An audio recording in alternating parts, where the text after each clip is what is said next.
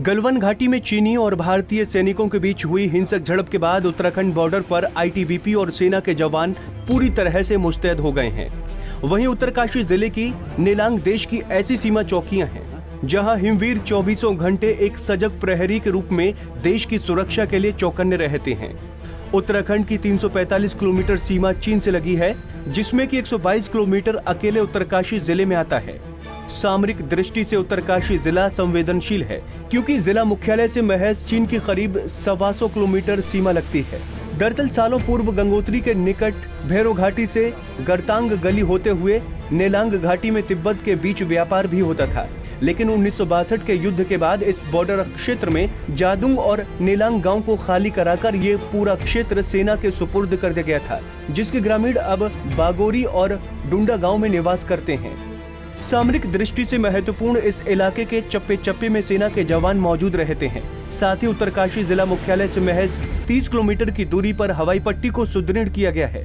इस हवाई पट्टी से बॉर्डर तक की हवाई दूरी 126 किलोमीटर की है, जिसमें वायुसेना के विमान परीक्षण करते रहते हैं।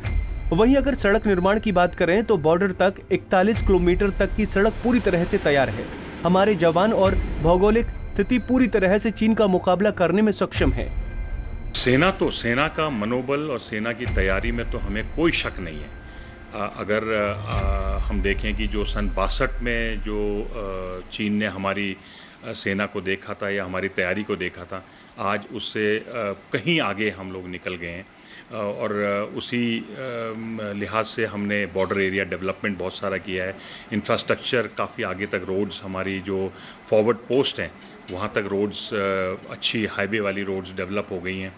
हमारे जो चिनाली सॉर्ड एयरफील्ड है वो सक्षम है हमारे जो बड़े एयरक्राफ्ट हैं, ट्रांसपोर्ट एयरक्राफ्ट हों चाहे वो इवन फाइटर एयरक्राफ्ट्स हैं, उनको सेवाएं देने के लिए या उनके वहाँ से उड़ान भर सकें, उसके लिए वो पूरा सा है। तो हम तैयारी के रूप में मेरे को नहीं लगता कि हम लोग किसी भी कदम पे पीछे हैं। और अगर चाइना या चीन इस पूरे क्षेत्र को साल 1989 में गंगोत्री नेशनल पार्क में शामिल किया गया था।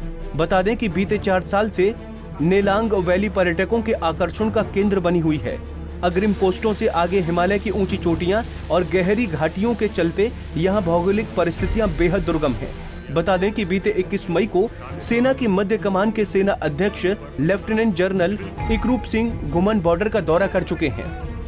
मेरा ये मानना है कि 1962 में जो है जब युद्ध हुआ और युद्ध विराम के बाद हालांकि इस एरिया में चीनी सेना या चीनी फौज की कोई हरकत नहीं देखी गई थी, ना ही वो बॉर्डर क्रॉस करके इस एरिया में आए थे।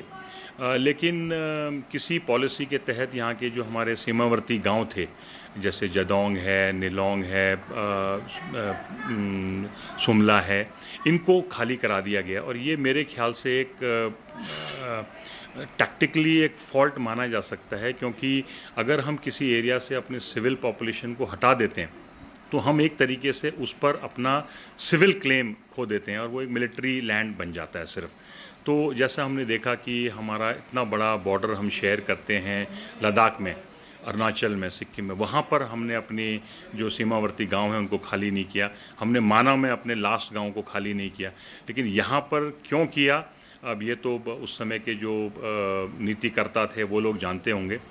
और अगर हम अपना जो बॉर्डर हम पाकिस्तान के साथ शेयर करते हैं LOC, वहाँ पर भी बिल्कुल फेंस के साथ तक जो है गांव वाले खेती करते हैं, हमारे गांव बसे हैं, उससे हमारा उस एरिया पर क्लेम ज़्यादा स्ट्रॉन्ग हो जाता है। तो हाँ, और अभी मेरा ख्याल से ये एक पूरा एक पॉलिसी के तहत हमें उन गाँवों को वापस बसाना चाहिए वहाँ पर, जिससे कि वहाँ पर जो लोग हैं ये बेसिकली ये जो है उनके लिए ये आगे का जो फॉरवर्ड एरिया था ये उनके लिए चरागाह होते थे गर्मियों के मौसम में। और ऐसे में कई बार ऐसा भी देखा गया है कि ये हमारे लिए जो ये चरवाहे थे, ये जो आगे जाते थे, ये कई बार सेना के लिए अगर कोई हरकत हो या कोई ऐसा कोई मूवमेंट दिखे तो उसकी खबर भी लाने में मददगार हो सकते हैं फ्यूचर में।